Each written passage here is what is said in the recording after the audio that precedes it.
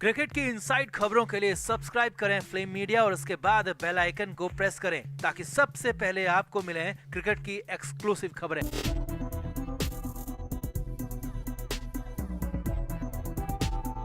सुशांत सिंह राजपूत की मौत के बाद से बॉलीवुड पर ड्रग सिंडिकेट का हिस्सा होने के आरोप लगातार लग रहे हैं। इस मामले में एनसीबी ने रिया चक्रवर्ती, शौविक चक्रवर्ती, दीपिका पादुकोण, सारा अली खान, श्रद्धा कपूर और फिरोज नाडियाडवाला और उनकी पत्नी समेत कई लोगों से पूछताछ की। भारती और उनके पति हर्ष लिम्बाचिया को तो गिरफ्तार तक किया। वहीं अर्जुन रामपाल जैसे सेलेब से भी पूछताछ की। इस मामले में अभी तक 34 लोगों की गिरफ्तारी भी हो चुकी है। एक तरफ जहां एनसीबी के इन एक्शंस की तारीफ हो रही है, तो वहीं कुछ कानून के जानकारों ने एनसीबी की कार्रवाई पर प्रश्न चिन्ह लगा दिए हैं। जी हां, देश के सबसे बड़े वकील उज्ज्वल निकम ने कुछ ऐसा कह दिया जिसके बाद तो लग रहा है कि एनसीबी पूछताछ का सिर्फ ड्रामा कर रही है, सुशांत की मौत से ध्यान भटकाने के लिए। तो क्या कहा वरिष्ठ वकील उज्ज्वल निकम ने? क्यों अचानक एनसीबी की कार्रवाई पर उठने लगे सवाल? और क्या सच में एनसीबी इंट्रोगेशन का दिखावा कर रही है? और वहीं निकम के आरोपों के बाद एनसीबी अधिकारी ने भी रिया चक्रवर्ती की दोबारा गिरफ्तारी पर क्या कही बड़ी बात, आपको बताते हैं सब। आप भी वीडियो को शेयर करें और कमेंट भी करें। तो देश के सबसे बड़े वकील उज्ज्वल निकम ने बॉलीवुड के सिंडिकेट के खिलाफ चल रही कार्रवाई पर सवाल उठाए हैं। निकम ने एनसीबी की कार्रवाई पर प्रश्न चिन्ह लगा दिए। दैनिक भास्कर की एक रिपोर्ट की माने तो सीनियर एडवोकेट उज्ज्वल निकम ने एनसीबी पर कई सवाल दागे। निकम के मुताबिक एनसीबी लगातार सेलिब्रिटीज से पूछताछ कर रही है। एनसीबी ने रिया चक्रवर्ती को 1 महीने जेल में भी रखा। दीपिका पादुकोण, सारा अली खान, श्रद्धा कपूर और रकुल प्रीत सिंह से पूछताछ भी की। अर्जुन रामपाल और उनकी गर्लफ्रेंड गैब्रिएला के साथ भी पूछताछ की। इसके अलावा भारती और उनके पति को तो जेल में भी रखा, मगर किसी का भी एक भी ब्लड टेस्ट तक नहीं कराया। तो इसी मामले में उज्ज्वल निकम ने एनसीबी पर सवाल उठाए हैं। निकम ने कहा, आप इतनी बड़ी कार्रवाई का दम भर रहे हैं, कम से कम इन सेलेब्स का ब्लड टेस्ट तो कराओ ताकि पता चल सके कि बैन नशीले पदार्थ ये ले रहे हैं या नहीं ले रहे। मगर आपने एक भी मामले में ब्लड टेस्ट नहीं कराया और केस को वहीं पर कमजोर कर दिया। निकम ने आगे कहा, ड्रग कंजप्शन का केस है तो ब्लड चेकअप जरूरी है, लेकिन सिर्फ पजेशन का केस है तो उस मामले में ब्लड टेस्ट नहीं किया जाता। हालांकि अगर दोनों तरह का केस है तो पुलिस सुप्रीम कोर्ट की गाइडलाइन के मुताबिक आरोपी का मेडिकल हेल्थ चेकअप कराती है। निकम ने नाम लेते हुए कहा, रिया, दीपिका, सारा, श्रद्धा और भारती सिंह का एक बार तो ब्लड टेस्ट कराना चाहिए था ताकि एनसीबी कोर्ट में मजबूती से अपना पक्ष रख पाती। अब वहीं दैनिक भास्कर की ही रिपोर्ट माने तो दैनिक भास्कर ने एनसीबी के एक अधिकारी से इस मामले में बात की तो एनसीबी अधिकारी ने साफ साफ कहा, आमतौर पर आरोपी का ड्रग के लिए कोई मेडिकल टेस्ट नहीं होता। अरेस्ट से पहले नॉर्मल हार्ट का चेकअप किया जाता है। उनसे सवाल किया गया कि फिर आरोपी का गुनाह कैसे साबित करोगे? तो इस पर एनसीबी अफसर ने कहा, ब्लड टेस्ट का कन्विक्शन, ट्रायल और जुडिशरी से कोई लेना देना नहीं होता। अगर आरोपी के पास से तय मात्रा से ज्यादा नशीले पदार्थ जब्त होते हैं तो वह भी अपराधी है। क्वांटिटी के हिसाब से सजा मुकर्रर होती है। कुछ मामलों में जरूर कभी कभी ब्लड टेस्ट हुए होंगे, लेकिन बॉलीवुड के मामले में अभी तक हमने किसी भी तरह का ब्लड टेस्ट नहीं कराया है। वहीं एनसीबी के अधिकारी ने साफ साफ एक बात और कही।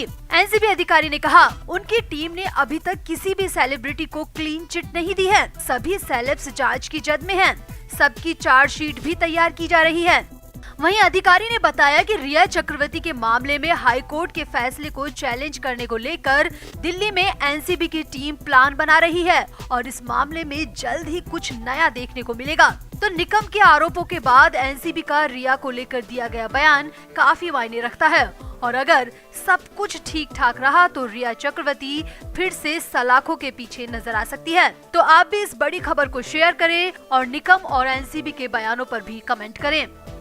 सुशांत सिंह राजपूत की मौत के बाद से ही महाराष्ट्र सरकार पर सवाल खड़े हो रहे थे। राजनीतिक पार्टियों के साथ साथ कई आम और खास लोग भी सुशांत की मौत का जिम्मेदार महाराष्ट्र सरकार को बता रहे थे। इस मामले में मीडिया में भी काफी कुछ कहा गया, आरोप प्रत्यारोप भी हुए और दावे और प्रतिदावे भी किए गए। सीबीआई भी सुशांत की मौत की जांच कर रही है, मगर अभी तक इस मामले में कुछ भी सामने नहीं आया है। सुशांत ने खुद को खत्म किया या फिर सुशांत को किसी ने खत्म किया? 5 महीने से ज्यादा का वक्त गुजर गया, मगर ये सवाल अभी भी सुशांत के परिवार, सुशांत के फैंस और सुशांत के चाहने वालों के मन में बना हुआ है। मगर इसी बीच पहली बार महाराष्ट्र के सीएम उद्धव ठाकरे ने सुशांत सिंह राजपूत को लेकर, सुशांत की रहस्यमयी मौत को लेकर काफी कुछ कह दिया। सुशांत की मौत को 6 महीने होने को है और उद्धव ठाकरे ने पहली बार एसएसआर पर अपनी जुबान खोली है। अब ठाकरे के बयान के बाद तो कई तरह की बहस सोशल मीडिया पर शुरू हो चुकी है। तो क्या कहा उद्धव ठाकरे ने? क्यों फैंस को दे दिया अल्टीमेटम? और क्यों कहा कि सुशांत की बॉडी पर पब्लिसिटी बंद करें? आपको बताते हैं सब। आप भी इस वीडियो को शेयर करें और कमेंट भी करें। तो 14 जून के बाद से लगातार महाराष्ट्र सरकार को सुशांत की मौत का जिम्मेदार बताया जा रहा था। तरह तरह की खबरें अलग अलग मीडिया हाउसेस में चल रही थी, मगर उद्धव ठाकरे ने चुप्पी साधी रखी। उद्धव ठाकरे सुशांत पर कुछ नहीं बोले, मगर अब सुशांत की मौत के इतने दिनों बाद उद्धव ठाकरे ने पहली बार सुशांत पर काफी कुछ कह दिया। न्यूज वेबसाइट बॉलीवुड लाइव के मुताबिक उद्धव ठाकरे ने शिवसेना के मुखपत्र सामना को एक इंटरव्यू दिया है और इसी इंटरव्यू के जरिए ठाकरे ने सुशांत को लेकर अपना बड़ा बयान जारी किया है। तो उद्धव ठाकरे ने शिवसेना के मुखपत्र सामना को दिए इंटरव्यू में सबसे पहले तो राजनीतिक पार्टियों को निशाने पर लिया और सुशांत की मौत पर राजनीति करने का आरोप लगाया। उद्धव ठाकरे ने कहा कि जो पार्टियां, जो राजनीतिक दल सुशांत सिंह राजपूत की मौत को अपने फायदे के लिए भुना रहे हैं, वो बिल्कुल गिरे हुए लोग हैं।